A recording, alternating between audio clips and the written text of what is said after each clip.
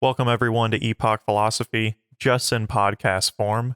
Thank you to everyone who supports the channel, podcast, everything at large at Epoch Philosophy as a whole. Consider pledging a couple dollars a month to help keep this entire project alive and get access to some really cool perks like early access to videos, voting on future videos, Discord access, editing tutorials, and the like. Without further ado, let's get into it. Okay, everyone, I am here with John, the thelitcritguy, over at the litcrit channel, and you do some Twitter stuff. I remember you telling me that one of the things you started doing is you had Twitter threads and stuff like that, and that's kind of how you got into this stuff. So yeah, I'm glad to have you on. We were talking a bunch before this, and I'm looking forward to, I guess, officially getting this podcast rolling with you. So yeah. Yeah, thank you so much for inviting me on. Yeah, for people who don't know me, my name is John. I go by the Lit Guy online. I've been on Twitter for a while, talking about literary and cultural theory. I'm the co-host of a podcast called The Horror Vanguard, which is where we talk about radical politics, communism, political theory, and horror movies as a way of constructing an understanding of the great monster that is contemporary capitalism. I'm also currently writing a book for Repeated Books under the working title of Capitalism, a Horror Story. And yeah, I make video essays on YouTube once a month or so about whatever might be interesting me on TV, film, games, literature, aesthetics, and cultural theory. So yeah, that's me. Yeah, dude, you're a busy man. Holy shit. But I mean, yeah, you do all kinds of stuff, and you do a lot of really, really cool work, especially with you and Labor Kyle, or Kyle, which he's been on this podcast before as well. I'm pretty sure everyone here definitely knows who Kyle is, and I'm sure they all know who you are too. So it should be really cool, dude. But yeah. So one thing that has always interested me, and it's always been in the back of my mind to ask you, but I figured to get this explanation, we can probably get it here in podcast form for other people who've probably done the same, or people who have missed other podcasts, or just looking for a reiteration or like another explanation on what Gothic Marxism is. I know you did an episode, right, with Acid Horizon, I believe. Is that correct? Yeah. I sat down with the guys from Acid Horizon to talk about Gothic Marxism. I've talked about it quite a lot over the last few years. It's going to be a big part of the book that I'm working on, because I think it's a really interesting kind of sort of philosophical or critical point of view to engage with culture from. Yeah, well, it certainly, I don't even like, I think immediately anyone who's unfamiliar with what Gothic Marxism is, there's immediate things that come to mind about what it could be about. So, and I was going to say too, like, I don't listen to podcasts like I used to. I used to when I was still a student. Every day, like, I would listen to podcasts between classes and stuff like that, or walking to and from classes. And now that my life is behind a computer screen and on a desk, I don't really have the immediate time, I suppose, if that makes sense, to really listen to them. So I've been out of the loop with this, and so I figured it would be really cool to hear from you in this capacity on that. So I guess, just the most full-fledged question, going balls to the wall, what the hell is Gothic Marxism? Yeah, okay, so the way that I put it is that there are two ways that we can kind of think about it, two sort of strands that I think are pretty important to pick up. One, we can talk about this in the terms of what we might call a Marxist phenomenology of capitalist existence. What does it feel like for the individual subject to exist under capitalism? And a lot of this has its roots in like Marx's descriptions of the working day, or the kind of very visceral descriptions of the extraction of labor from the body of working people. And this is a real trend in a lot of Marxist writing, not just Marx, but kind of runs through the Marxist tradition from then. Is this understanding of something, of capitalism as something that is a force which impacts the body in a visceral, gory way, right? When we talk about the kind of like the blood, sweat, and tears that go into the production of commodities, we're not just being figurative, right? Right. It is there is a violence in capitalism that is inflicted and experienced bodily.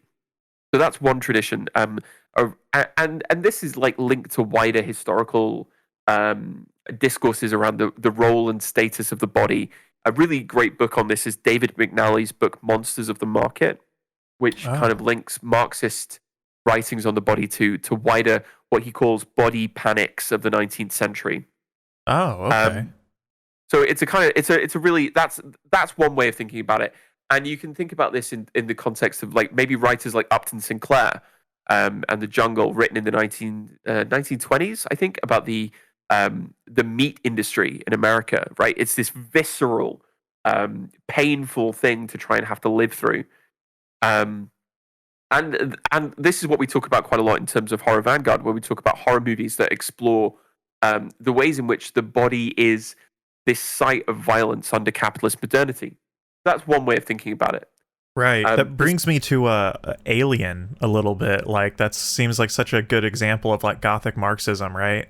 Yeah, I mean, what is Alien about? Alien is about blue collar workers worried about their wages and put in unsafe working conditions, right? Yeah, absolutely. And they're totally exploited by large corporations, and they stumble across a fucking weird egg, and then it like hatches from someone's body. Yeah. Like, and you can go, well, that's all figurative, but actually it's expressing something which is understood in that historical context as being subjectively and phenomenologically real, right? It's a film about the struggles of working class life, about the struggle of like being worried about your wages and doing a job that you hate because you have to.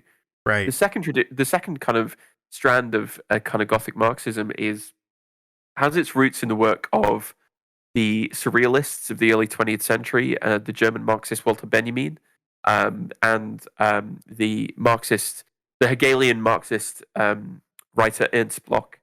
And it's this idea of a particular relationship to history. And the Gothic is essentially about the reemergence of the violent past into the present. That's what the classic Gothic novels are about. It's about the fact that the dead do not lie easily in their graves. Right. And can reemerge. And so what this requires is for us to have a kind of different conception of what history is. So Benjamin in particular is really, really important on this, who makes the point that actually history is not this smooth, easy progression of stages. History is this often very unfinished set of processes, which means that in the past, in what Benjamin would call the kind of the trash, the detritus of capitalist culture, there are all of these aspects of history which have kind of political utility in them.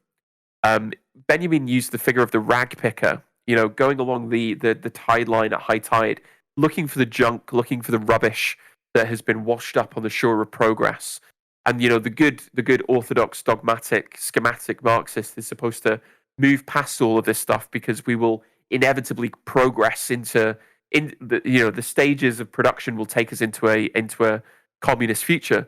But like a Gothic Marxism would go, actually, all of this stuff is not just stuff we have to kind of discard. There's stuff in history itself which has potential. We're haunted by the possibilities of the past, which allow us to understand the present in a new way and should be useful in constructing a sense of the future. Yeah, I think that's a really good way to put it, and that seems so that seems like such a natural conclusion from a sort of young Hegelian or Marxist perspective, that and that, I think that it makes me want to get into a little bit, like, we talk about this all the fucking time, like on here, or like people who are into theory and philosophy. I mean, there's one central idea that like people don't fucking understand Marxism. Like what you just described in a way was like a sort of a mode of analysis and process, right? And that's like that's like, and you can use those processes to examine a lot of things. And I think that, like, even how you've merged and approached Gothic Marxism is really, it's really cool, and it actually like really works. And I guess I want to point out too to people listening, you also have your PhD and sort of Gothic literature, right? Yeah, so I wrote my PhD on the Gothic novels of the 19th century, moving from Frankenstein to Dracula. Right. Okay.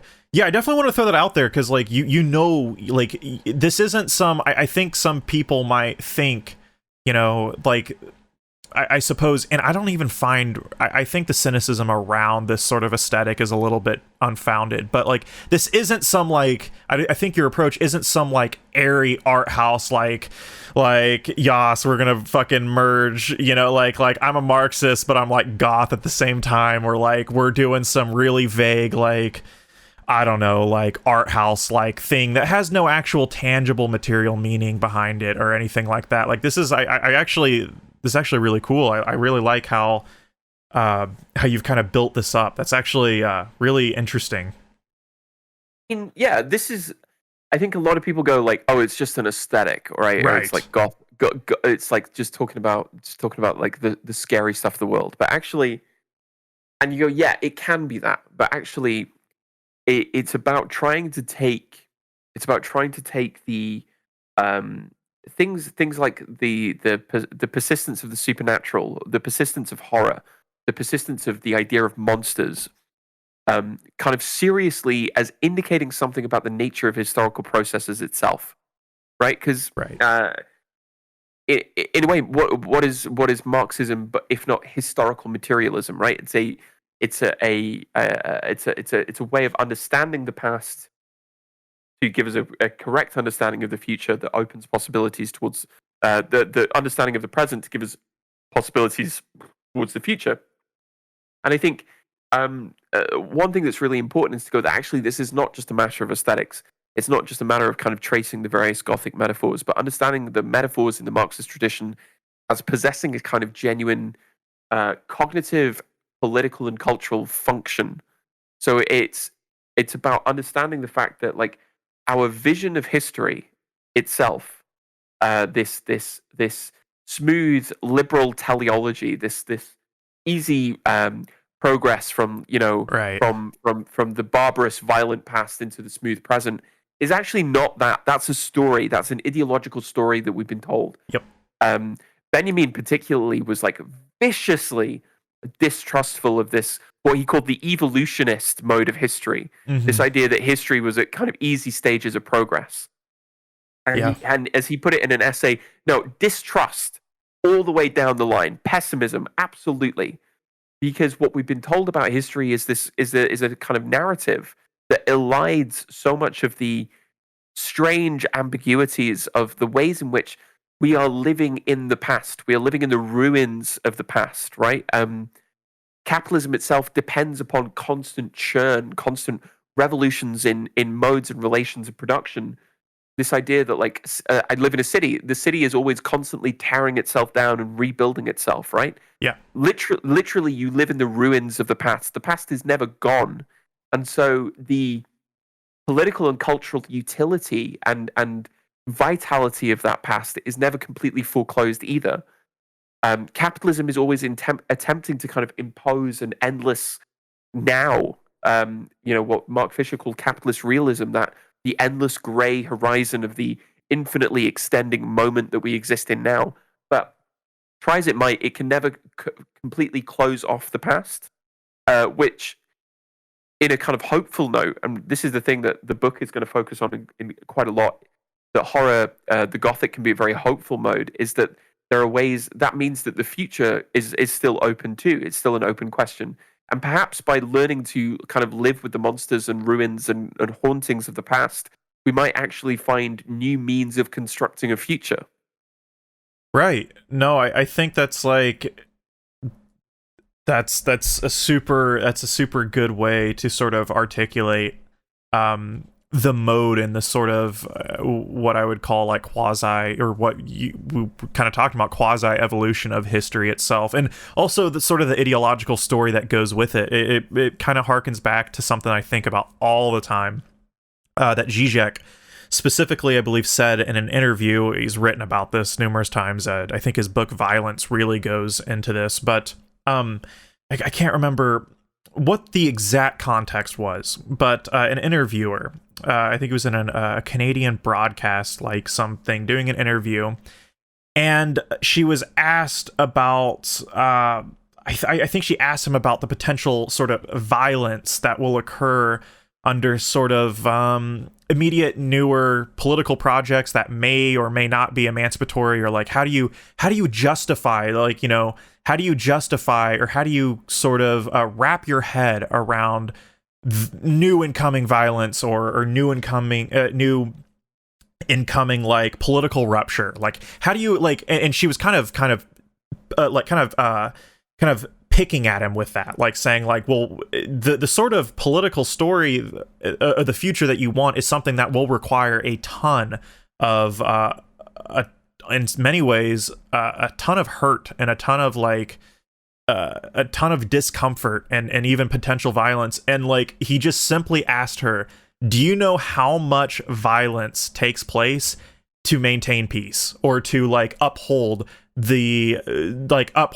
our current situation now? Like, the amount of bloodshed, the amount of these things. It's like there is like such an ideological story about like the present being complete stagnation and complete like static, where we are here, and the things that happen here are not relational to the past or even to the future. And I think that, like, understanding, I think in a lot of ways, if you want a materialist analysis of time and history, like, violence itself seems to be, in a descriptive way, an extremely potent way of looking at it. And but I also want to reiterate too, while we're on this, like, some people might, you know, this is the mistake, I think, when some people think that certain Marxist thinkers, or even thinkers who do focus on that, there's like a weird fetish of violence. Like, that's, I've never seen that ever. But I think, of course, you know, living in Western countries, there is this sort of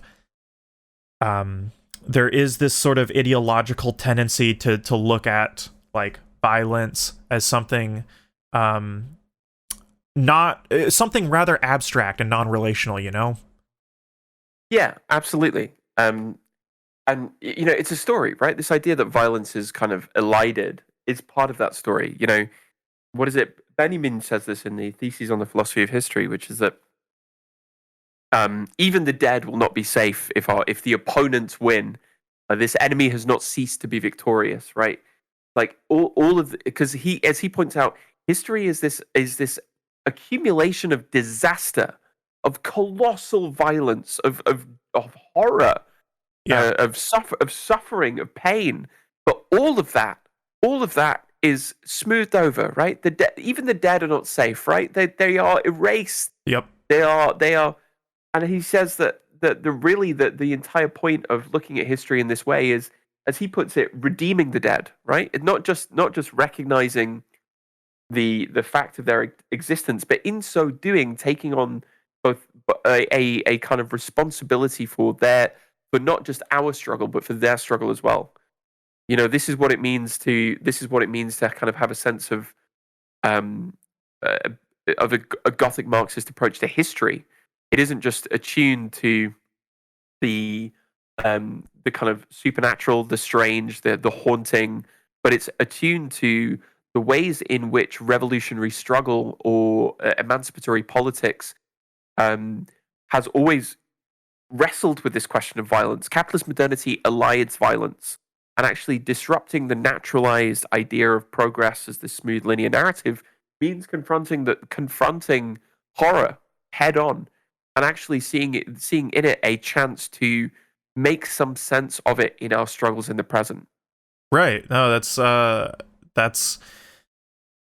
no, that's very, very well said.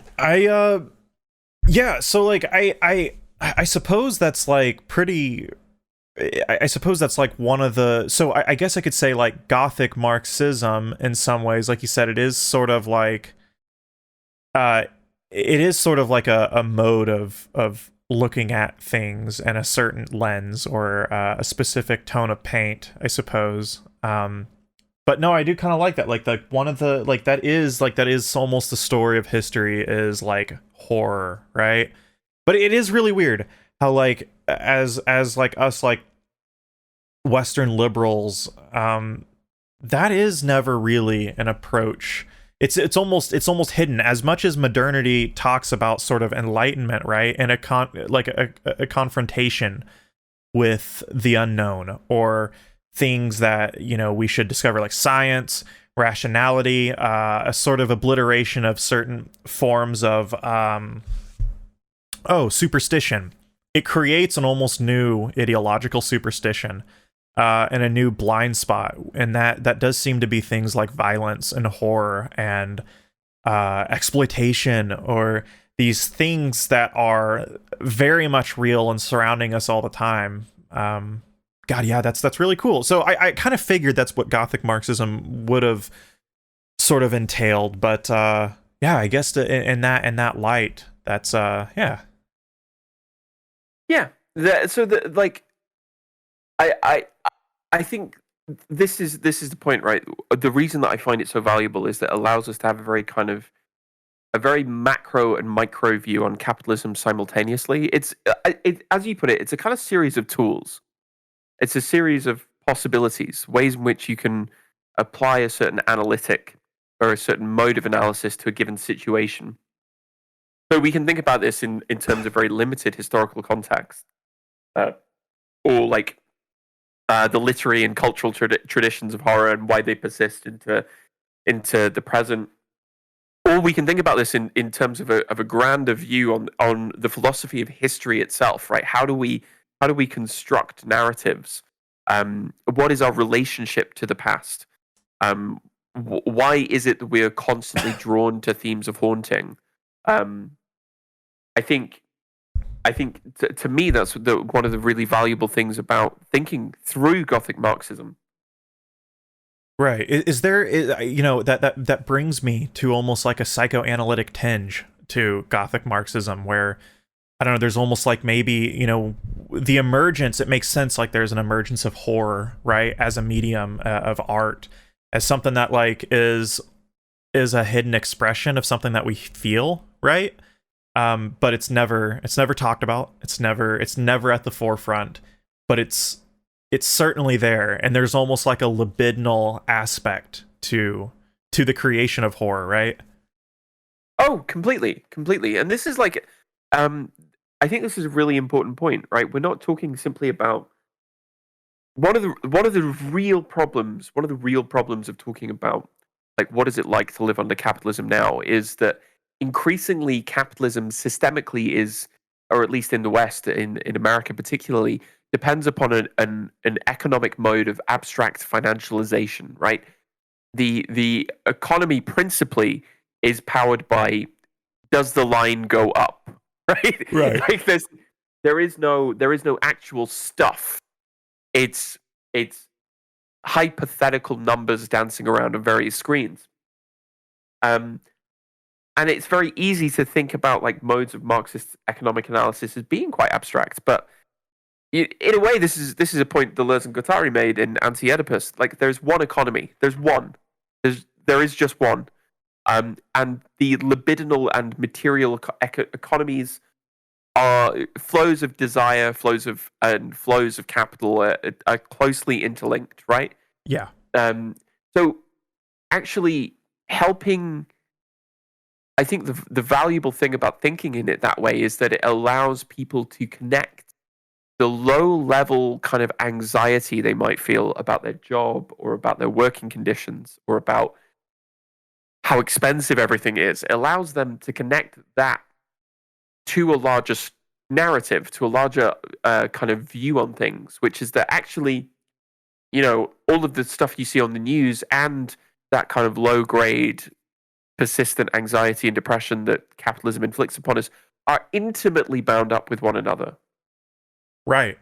Yeah, it's like 150%.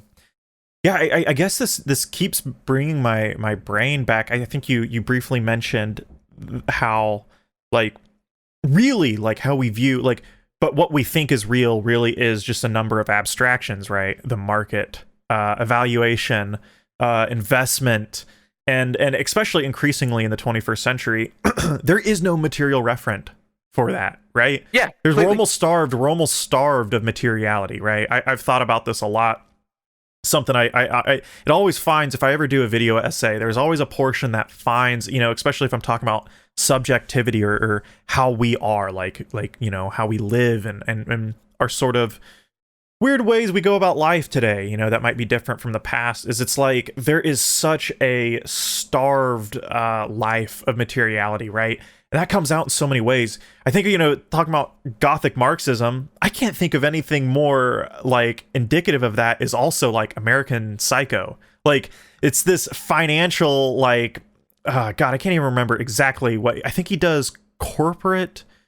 He does corporate. He does mergers, mergers, murders and executions, or mergers and acquisitions. Yeah, exactly. I like that sort of. I like that poetry there, right there. But yeah, no, that's what he does, and it's like he's this psychopath, but almost in some ways, no, he's not. Like, I really like that. It's like he is a psychopath, but, like, it's almost, or not a psychopath, but maybe sociopath, because it's like the way that he is forced to live is so monumentally abstract, right? I mean, the whole point of the film is, like, the great tragedy is that Patrick Bateman is not unique.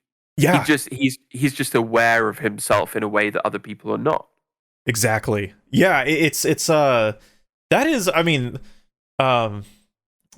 yeah, that's gotta. Yeah, I never completely thought about it in those lenses, or in that lens, I suppose. I just recently watched for the first time. I've never seen it, but me and my wife are like, you know what movie we've never seen? And she's like, what? She's like, we haven't seen American Psycho, and this was like 3 weeks ago. So as of 3 weeks ago, I just saw American Psycho for the first time. But but yeah, no, I really liked it, and it definitely is. One, it's weird as fuck, right? Because by the end of the movie, you're like, what the fuck is going on? But it really has, like, a very deep dialogue around that, right? The I don't know, the lack of materiality, the lack of and there is no concrete thing of what is human, but a lot of, like, old historical notions of humanity, right? And life. Yeah.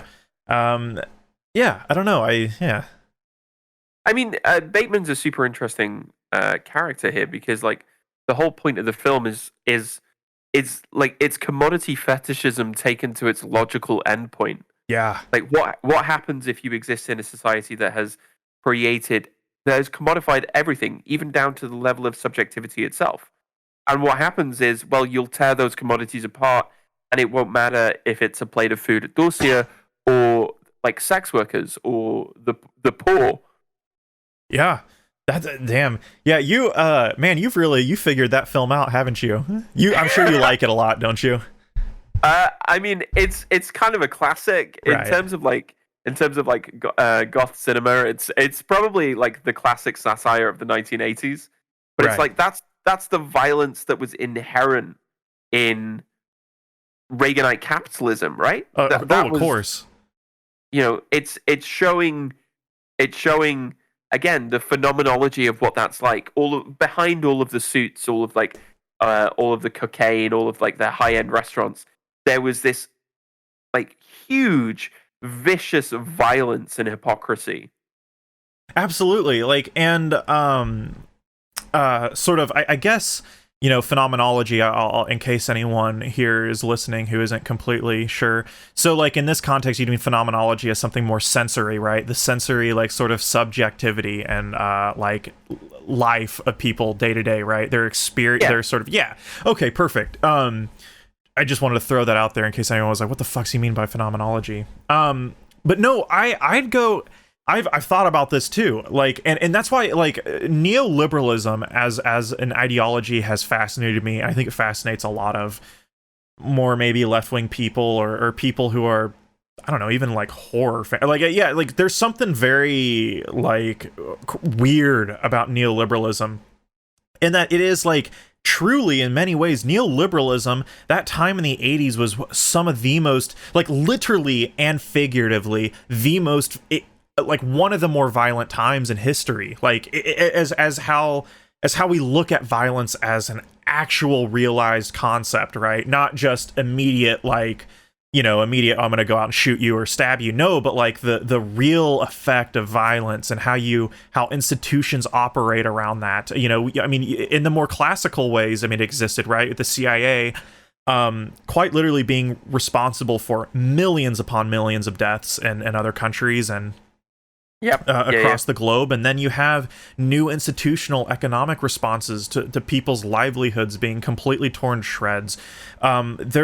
I was really interested, I didn't know this, because I think Glasgow and Scotland is a pretty decent place to be in a lot of ways, but I didn't know this. Glasgow had some, especially during the 80s, I think under Thatcher, I believe, had some like extreme slums. And there's actually historical footage of it, and it looks like a third world fucking country.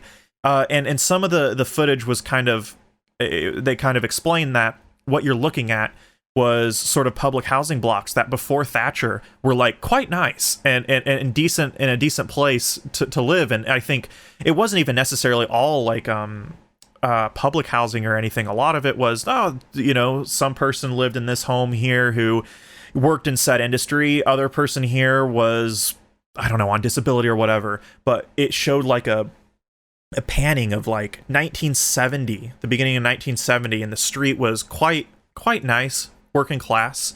And then by like 83, it looked like a third world country. And it's like that in my mind, that sort of Kyle said this, that you guys had a term, necropic neoliberalism, or necropic, or like it was like truly like that's what neoliberalism is. It's like it's like a sort of weird parasite that eats everything from the inside until the only thing that shows is the most you're like the most gory, gross example of like it's neoliberalism in itself is some of the most violent thing things that we can ever imagine, right? It's there's I think this is the point, right? This is exactly what I'm kind of trying to get at with this idea of a kind of Gothic Marxism, is to basically put some blood back into historical materialism, right?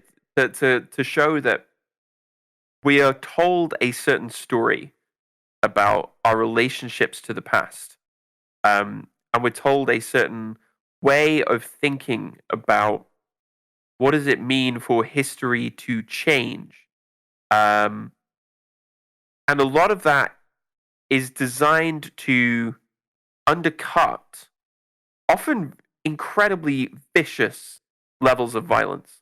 Right. Yeah, and in that way, it's almost more. It's more violent because of that. You know what I mean? Like it's disavowed violence, the kind of thing that Zizek was talking about. Yeah, exactly, 150%. I think that's like, I truly like. I always like to talk about this. I think something maybe that this podcast might attract a little bit is people who want deeper explanations onto some things. You know, my videos are pretty like in depth, but also I like to make it like a little simpler and maybe talk around certain subjects that and maybe mirror some other thoughts and stuff that other people have thought around this. But like truly, I've thought about this a lot. Like, yeah, like neoliberalism itself is it's almost the realization of just extreme like ideological. I almost find there's a postmodern tinge to I'm trying to find words to how to explain this, but like there's almost an immense postmodern tinge to how everything is happening under neoliberalism, right? Like there's almost a very, very real or not real, hyper real sort of visual of how neoliberalism operates. And yeah, I don't know. It's really, really interesting to talk about. I feel like in the lens of Gothic Marxism, that works. Well, there's a couple of things here that are interesting, right? Firstly, Jameson in his work on postmodernism said that like Yep. actually post-modernity which is the neoliberal era is the era where capitalism basically comes into its own, as it were, for the first time. You know, Yes. Yeah. capitalism kind of wins almost completely, because where is it that has not yet been commodified? He says neoliberalism even makes its way into your dreams, right? With Yeah. advertising, it will incorporate the logic of the dream into trying to sell us something. Um, and at the same time, the flip side of this is neoliberalism is, or the postmodern, Jameson says, is the challenge of it is trying to think historically in an age which has forgotten how to. Yeah, no, that's why, like, anytime I've had like 3 videos. I've wondered if people would ever point this out to me. I've had like 3 videos on sort of like postmodernism, and every single time I always like the main focus has to be Jameson, because I think Jameson realizes the true like what postmodernity is. Like, I feel like he's the ultimate realization, and it's like, again, if we're trying to look for like in this podcast like a little bit more simple clarification, it always comes to my head. No one fucking understands what postmodernity is as something that's an actual cultural logic or a cultural realization that comes from the economic basis of capitalism. And then no one fucking understands Marxism, right? And mainly when I say no one, I'm talking about people who are almost just innately antithetical to things like that. Like, they hear postmodernism, they hear Marxism, and they have the most skewed monumental ideas.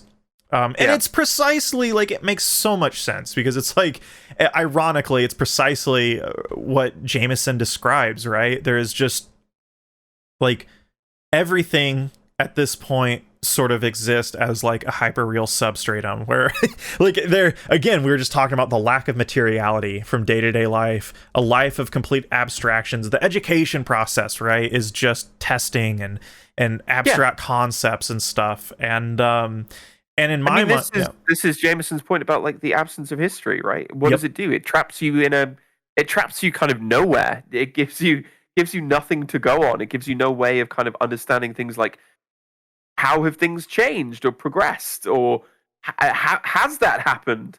So I mean, I completely agree, and I think the point about education is enormously true. Yeah, like no, I mean, like, think about, I don't think we really realize and what's detrimental and what's disastrous about this is I find the academy, like, how it's existed for so long is like amazing, right? Like, it's like one of the best things, institutions and things that we have to offer as the human species is like education and academia. Yet, even when dissecting education, the form in which it's like taught and regurgitated, it's horrible. It's like it's the best thing we have to offer, truly, but it's also terrible. Like, where everything is so monumentally non-relational, right? Like, there's a reason why, academia is so resistant to interdisciplinary studies and stuff like that. It has to be compartmentalized. Not even for the sake of profit, but for the sort of recirculation of our existing ideology of like, that's sort of how we get to higher knowledge, is we compartmentalize, we describe, we definitionalize, we have terms and sort of abstract modes of ways of looking at everything. And that is like, when we really think about it, like when we're kind of a little bit cynical, that's a fucking disaster. Yet it's still the best thing we have to offer. So, because the opposite is like extreme, excruciating, like economic exploitation and stuff like that. You know what I mean? Or like really, really, I want to say like hardcore, like, I don't know, superstition and like religious institutions and stuff. Not a knock on like spiritual beliefs or even like religion as we view religion and as like a historical subject. I'm not a fucking new atheist if you couldn't tell. I could tell. Yeah, I'm not. I think, the last video I did with Kyle around the philosophy of Jesus, I find the new atheist absolutely unbearable. And like, I kind of made the point, cuck philosophy did this, or CCK philosophy. I'm sorry, I'm always referring to him as his old name. I think in his book, I think you talked about how you read it as well.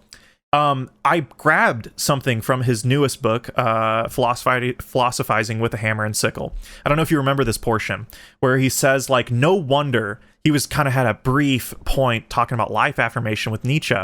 No wonder people like Sam Harris and Richard Dawkins are so monumentally, he was talking about historicity, sorry, are so monumentally reactionary. They're so, like, just stuck. And it's because they don't look at anything relationally, right, with religion. It is all an abstract category, right? Right, like, they look at things like Christianity or if God exists as something like, you know, in the clouds, vaguely logical, right? Like, oh, we can deduce the certain variables that will prove God's or disprove God's existence, and then we make a moral value judgment on that. Like, who gives a fuck? You know what I mean? Yeah. Like, it means nothing. Yeah. Absolutely. And I mean, this is why I wrote about Jonas's book in relation to the work of Ernst Bloch, because Bloch talks about this in terms of, like, the utopian impulse, which is like, why do you think people have been so attracted to questions of religion? What is it about religion that has solved a kind of existential problem or a historical problem, to put it in very strictly materialist terms? And for Bloch, he puts it in the case that religion expresses the utopian impulse, this idea that there is a kind of there's a sort of dream, a historical process towards utopia. He puts it as the place where man walks upright. You know, in a way, we haven't really been human, but the utopia is the space in which humanity kind of comes into itself for the very first time, as it were. Right. And Bloch has a much more interesting take about religion, which doesn't get bogged down in this idea of, like, oh, well, the person in the sky does not actually exist, as if that's the kind of coherent point about religion itself. No, absolutely. Because religion is a kind of, like, is a metaphysical and philosophical Weltanschauung, a worldview. It isn't concerned with these weird things of, like, does God have the same existence as, you know, my phone has a sense of existence? Yeah, like it's truly, like, the way that we, right, like, even the most cynical, like, I'm not, like, I'm, you know, like, I suppose, like, I'm not religious at all. I'm not a practicing Christian. I'm not, I mean, in the most, like, discreet way, you could call me an atheist and I'd be okay with it. But, like, again, even within that, like, people who are critical of the dogma around religion, it's almost as if they still don't understand what the almost form of religion is, right? And its emergence through history, right?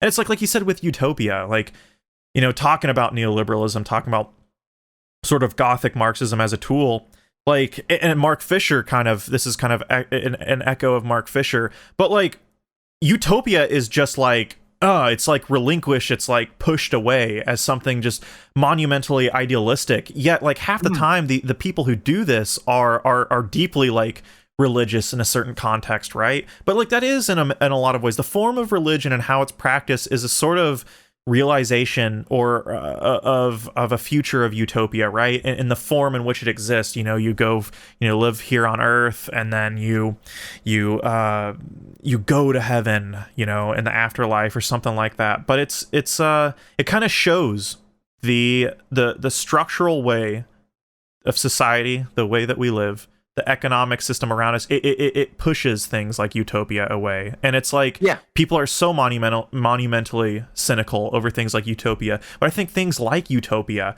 are so important, right? To think about, you know, what would a utopia look like. But you don't hear that, especially in even academia. People are like, it's like, I don't know, like, that's stupid, or like, so, like, it's naive, or it's idealist. Exactly. And it's like, the thing that I really like about the work of Ernst Bloch, and you know, we're gonna hopefully maybe put something out on Bloch, is that the philosophy of hope is 1,500 pages long in English, and it is essentially this encyclopedia of the various ways historically that utopia has persisted. And it can persist in things as incidental as, like, daydreams and folk stories. And what I really like about Bloch's work, what I find, like, often quite intensely moving about reading it, is that he was a thinker who took all of this, insubstantial culture very seriously and said that actually the wishes and dreams of ordinary people are of profound political importance, which is so sort of like deeply refreshing when you're used to kind of like Marxist dialogue, which is like, Yes. dogmatizes Marx's writing. And he said, like, even if all of this stuff is not literally true, its content expresses something which is felt as a lack in the current cultural and political systems. And really, the only way in which all of those dreams can be validated, all of the violence of the present made to make a kind of sense, is in the revolutionary struggle towards utopia.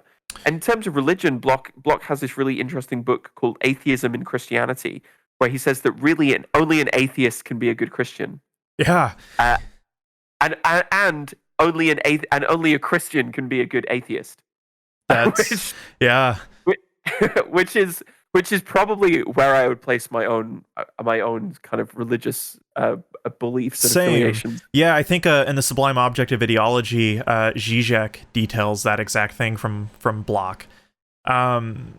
Yeah, no, it's I think, and we're going into Marxism and the practice of Marxism. I think, like, I didn't know, so I haven't read a lot of Bloch, and we are going to do, you briefly mentioned it before.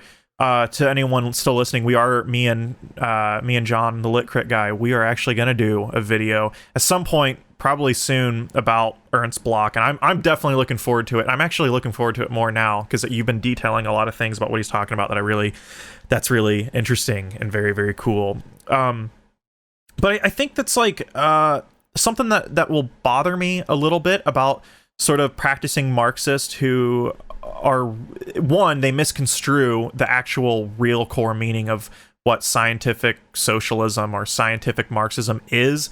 It doesn't mean what they think, but they'll say it. They're like, no, like we're against idealism, against like utopia, and I'm like, you are so missing the point about sort of how the structure of Marxism should work. Like, for example, I mean, like, and I did a video on it too. Like, even Frederick Engels did a he wrote oh, I have it right here. I forgot the title of it. Let me go grab it so people won't get confused. It is, Socialism, Utopian, and Scientific. And it's like, I feel like, for a lot of like rabidly online people who have, even people who are devout Marxists who probably don't completely understand, I feel like this is a really good book in explaining how Marxism sort of unfolds as sort of a realization of utopia, but something that is still within how we view history as something that's still structural and scientific. Again, what they mean by, for anyone listening, what they mean by scientific back in the 1800s is definitely different from what we mean as to now. Mainly, they mean things like the form of science, as in like social sciences or even like humanity, sort of like vague notions of science. Not the kind of naive positivism that is often associated with science, but actually a kind of what we might call hermeneutics, right? The science of interpreting the world. Exactly. Of literally making sense. Bloch refers to the cold and warm streams of Marxism, which are necessary for synthesis, right? And he says that the cold stream of Marxism is this kind of economic determinism, these teleological stages of history, the easy progression from one stage of production to the next. Yes. But he says it has no spirit to it, right? It's a utopia for spreadsheets. Exactly. But it has no kind of heart in it. And then he says that actually there's this other tradition in Marxist thought, which is what he calls the warm stream, which is humanist, revolutionary, begins from a kind of sense of the injustice of the world, has often been religious in nature, and is very much concerned with kind of emancipation and freedom. And Bloch says that actually one without the other does not work. You're not doing revolutionary politics if you don't have both, if you don't have this kind of synthesis. Right, and I think 150%. That's a really good way to sort of articulate that. I think like I'm really looking forward to reading Bloch, but that's definitely sort of like the realization that I've kind of came to. Like analyzing how, like, because at the end of the day, I don't care about identification that much, but like the biggest way I sort of could describe myself is in many ways, like metaphysically or whatever you want to call it, is probably a Marxist. And that's something that I've noticed, that there's a massive issue with people who are interested in Marxism or who may self-identify. I definitely see more of the cold stream of Marxists who are explicit Marxists. I find that what you're talking about, the warm stream of Marxists that Bloch talks about, are people who they're not really eager to even call themselves Marxists. It doesn't matter, right? And I think that's the correct way to go about it. Like it doesn't, like I think an over eagerness to identify already kind of is already leading us towards weird fetish as it goes. And I think as trying to understand things, that can kind of get in the way. And yeah, like I think for the most part, I've always associated that sort of, I've never heard that sort of terminology, warm and cold stream, but I certainly have associated Marxism, the best parts of Marxism, as something like that, and the worst parts in some ways within cold stream. But at the same time, it's not to say that, like, I think what I'm understanding, this sort of very material, scientific structural part of Marxism, it's still completely necessary, completely, but that I see that there's a lot of, I don't know, man, there's a lot of non-continuity with both of them that I think gets internet people riled up real quick. Well, like, here's a little quote from Bloch, which comes in his book, The Principle of Hope, and he puts it in terms of a phrase that I really love, which is the two ways of being read. Yeah. These two ways of being read always go together, of course, yet they're distinct from one another. They're related to one another, like that which cannot be deceived and that which cannot be disappointed, like acerbity and belief, each in its place and each employed towards the same goal. In Marxism, the act of analyzing the situation is entwined with what he calls the enthusiastically prospective act. Both acts are united in the dialectical method, in the pathos of the goal, in the totality of the subject matter treated. Yet the difference of view and situation is plain to see. It's been recognized as one between the respective condition of exploration according to the stipulations of the possible and the prospect exploration of what is in possibility. Research which analyzes conditions does not equally show each prospect, but with its horizon as a limiting area, the horizon as a limiting one, that of the limited possible. Without such a cooling down, as he puts it, what is actually possible? This is why we need that kind of economistic, very, very materialistic analysis. Jacobinism, or even totally extravagant, most abstractly utopian fanaticism would emerge. Thus, lead is here poured into the shoes of overhauling, skipping over, flying over, because experience shows that the real itself has a heavy gait and seldom consists of wings. So he points out that actually, like, these two things are completely necessary, right? But because that economism, that materialism, that very kind of like factual analysis of the situation grounds the emancipatory or utopian spirit. I really love that some of the images he uses of, like, lead being poured in shoes to kind of keep you on the ground. But you also it has to be both. You have to have this, as he calls it, the horizon that can see not just the conditions, what is possible in the present, but what is possible projected outward from the present. You have to have both. You have to have a degree of that utopian thinking, because without it, your political imagination just is simply never big enough. Right. I think that's well, if we're kind of ending up here, that is like political imagination, I suppose. We were talking about before.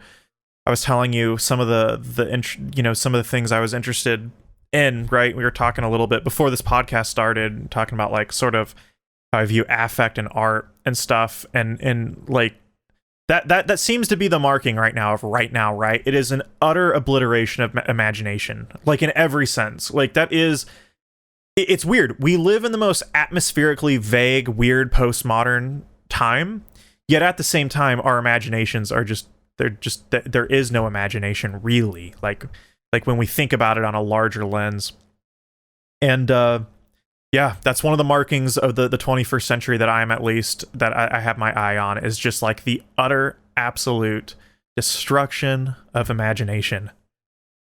Yeah, and this is why I think Gothic Marxism has much to offer, because in a way it doesn't just bring us back to history itself, but it brings us back to our imaginative capacity to make sense of the world, to kind of find in that which has been, concreted over. You can break through the floor and you can find the kind of potentials and ruins of the past, which contain things that have the ability to spark the political imagination in new ways. For sure. Well, I think we were running on to an hour of time. I think that's a pretty good. I think, is that a good place to kind of wrap Yeah, this totally. up? Yeah, I think that's Totally. yeah. So we kind of talked about what Gothic Marxism is and how it's sort of like a tool set to look at things, and how the sort of function of capitalism, or the function, and more than that, like the function of history and its sort of sociological guise. And then talk about violence, the sort of dialectic and how it unfolds, and sort of ideological mechanisms in which we can sort of legitimize said violence. And then we talked a lot about Ernst Bloch. This has been a crazy packed in podcast, man. Well, thank you so much, and I really hope it's interesting for people. I really hope Block is a thinker that I really hope more people start to kind of read and engage with. Um, for a very long time, was kind of looked down on by a lot of Marxists, or a lot of people interested in kind of like the philosophy of history. But I think someone who has a very distinctive take on almost every aspect of culture has something kind of interesting to say about it.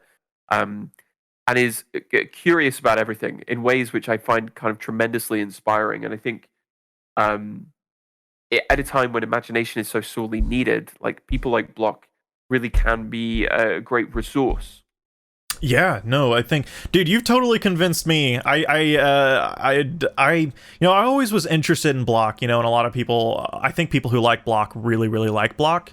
But talking more about him, I think yeah, you've definitely convinced me. I am very much looking forward to it. So yeah, dude, thanks so much for coming on. Yeah, man, I really appreciate it. Thanks so much.